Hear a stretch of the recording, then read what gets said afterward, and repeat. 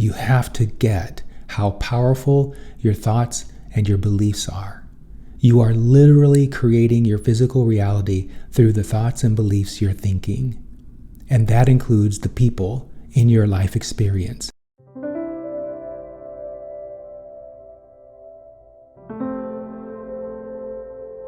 Welcome to Worthiness Wednesday. I'm Perry Gruber, the Enlightenment Guy. As you know, if you've been watching this channel and these videos for over 10 years, I've been helping clients master their mindsets so they can get lives they love and get results without the burnout or the hustle. In today's video, I want to talk about a complex dynamic around worthiness that is happening between two clients, one who is a master, the other who is an advanced practitioner. The latter one, the advanced practitioner, is the son of the former, and they're moving around a dynamic that's causing contrast for both individuals. I'm not going to go into a lot of background about what's happening on the subject matter, because it's more important that I talk about the dynamic that's happening, because it happens in nearly every human relationship, and as a result of it happening, causes disempowerment and stems from a lack of worthiness. So let's get into it. These two clients, again, they're in the same family. They're wrestling over a particular object of high value. And both of these clients, as I said, one is a master, the other's in the advanced practice. Both of these clients have produced ample evidence that the positively focused framework works. But as with all clients, and my own life included, on some subjects, as you move through this practice, on some subjects, we're much more effective at implementing the practice and maintaining a high vibration than on other subjects. This is true in all life experience. On some subjects, we're better than on other subjects, and so is the case with this positively focused spiritual practice. And so these two clients, what's interesting is these two clients, again, one is the mother, the other is the son. The mother is the master, the son is the advanced practitioner. Both of them have very high levels of vibration, which have them in a high state of worthiness on most subjects in their lives. But when it comes to their relationship, the relationship between the two of them, they really struggle. And as the reason why they're struggling is because both are holding on to past dynamics that occurred before they knew what they now know. And as a result of focusing on those past dynamics, those past experiences, both of them are feeling very disempowered and blaming each other for their experiences. It's very interesting. People tend to, when they're feeling negative emotion, they tend to be either thinking about the past or thinking about the future. And that's what gets people into trouble. And these two clients are in trouble because they're thinking a lot about the past and also about the future. But what's really interesting, and this is what I want to focus on in this video, because it's so valuable, is that when you're in a chronically negative vibration in the context of a relationship, and you're feeling like a victim at the hands of another person, you cannot help but create a version of that other person who's going to reflect back to you your victim status and your disempowerment. And that's what's happening with both of these clients. Each one is blaming the other for their experience.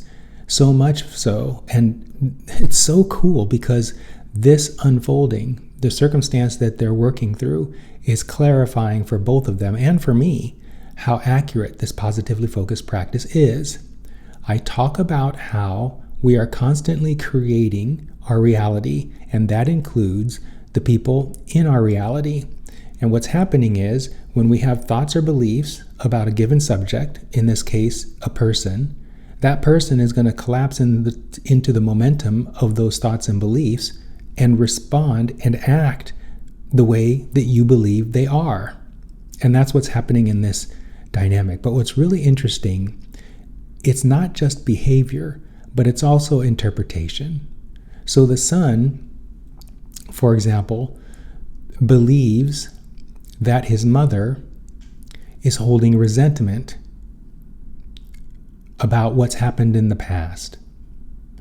And it's true, the mother does feel some resentment, but her resentment is not about what the son did. Her resentment is about what she's done in the past. She has been putting her son on a pedestal, putting him as a priority over herself.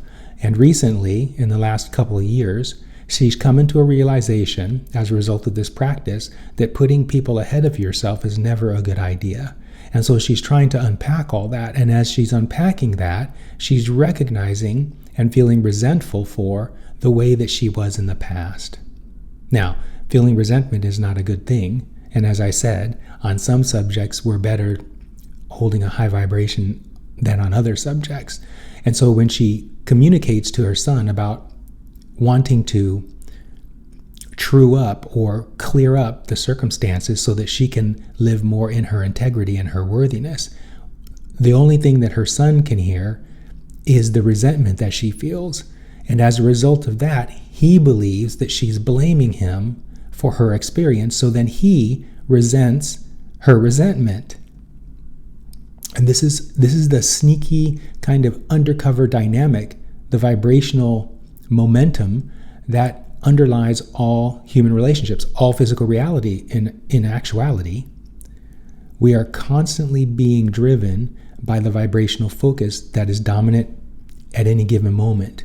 And for these two people, they are experiencing this dynamic where the mother is resentful toward herself for the way that she's been. She would be better served not to be feeling resentful for what she's done.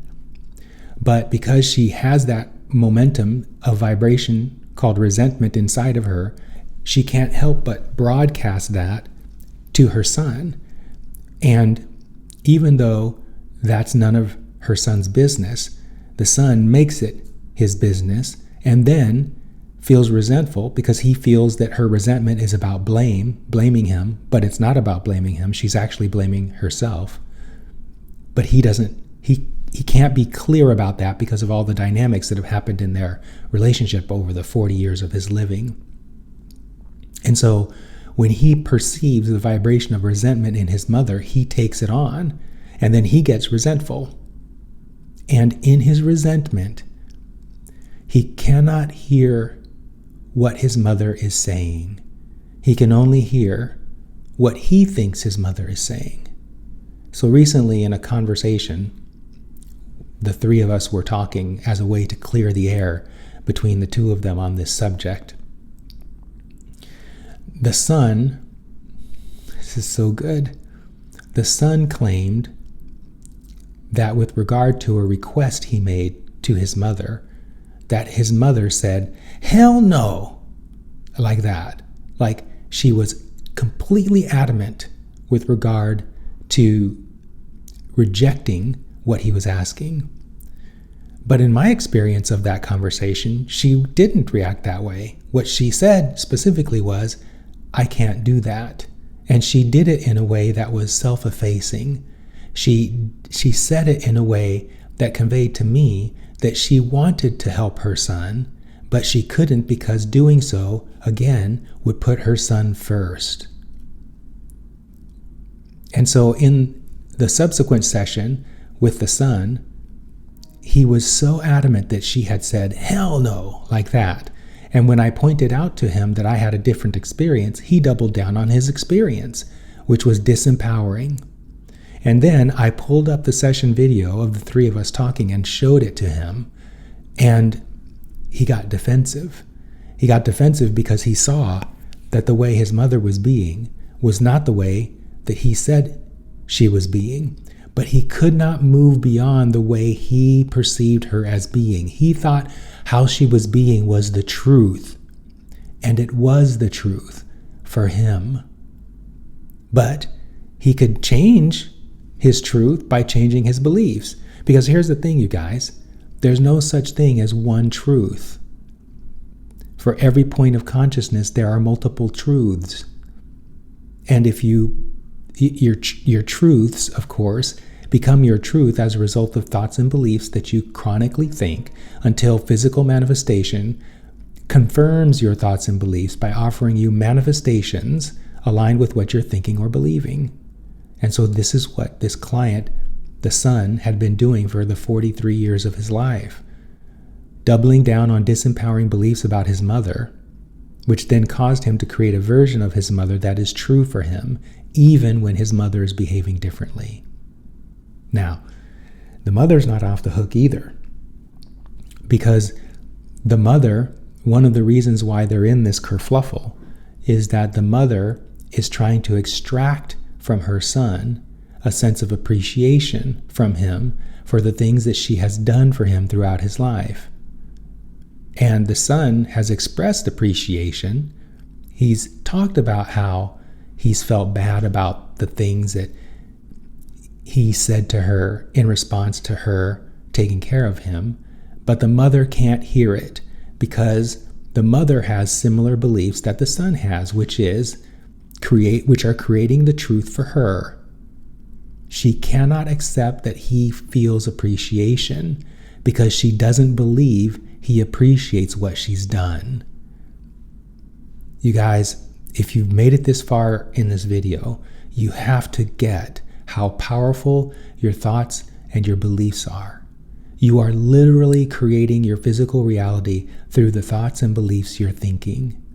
And that includes the people in your life experience. The people in your life experience are not in your life experience. The people you experience in your life experience are versions of those people you are creating as a reflection of the thoughts and beliefs you hold about that person.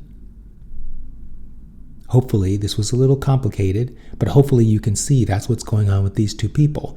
The son is creating a disempowering version of his mother, not a disempowering version of the mother for the mother, a disempowering version of his mother for him. And he's doing that in order to perceive what his thoughts and beliefs are on the subject of his mother so he can do something about that. But in his lack of worthiness, he cannot perceive that the universe is giving him the version of his mother that he's getting so that he can do something about his beliefs and step into even greater levels of freedom and empowerment and worthiness. And the mother's doing the exact same thing.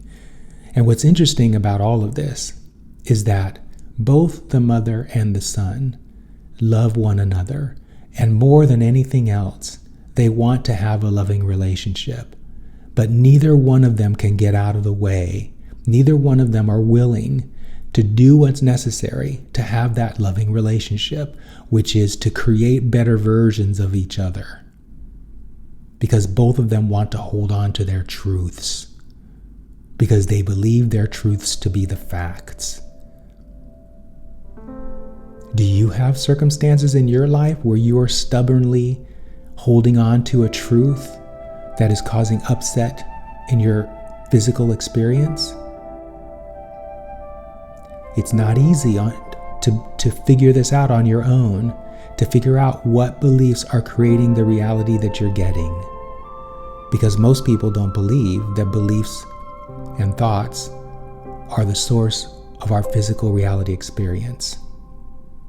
But if you're interested in finding out how to resolve that tense situation that you might be experiencing, maybe it's in a relationship with an intimate partner, a family member, or maybe a coworker or a boss, perhaps I can help. Reach out in the comments or contact me via my website at positivelyfocused.co. And for those who don't reach out to me, I'll see you in the next video.